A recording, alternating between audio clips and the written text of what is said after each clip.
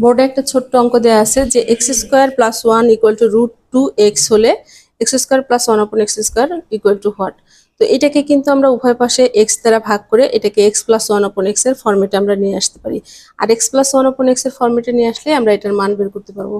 তো এক্স দিয়ে ভাগ করলে কি হয়, এক্স স্কোয়ার ভাগ x one upon x plus এখানে √2x ভাগ এক্স হলো।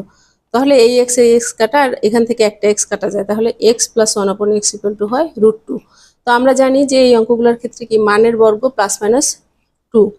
তো এই মানের বর্গ মানে এই মানটা যেটা দেওয়া আছে, এবং মানটা যদি প্লাসে দেওয়া থাকে তাহলে সূত্রে মাইনাস হবে।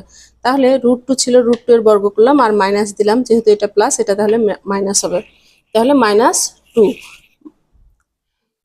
এই -2 আর √2 এর বর্গ করলে হয় 2, তার থেকে আমরা যদি 2 বাদ দিই তাহলে থাকে 0, তার মানে এটার আনসার হবে 0।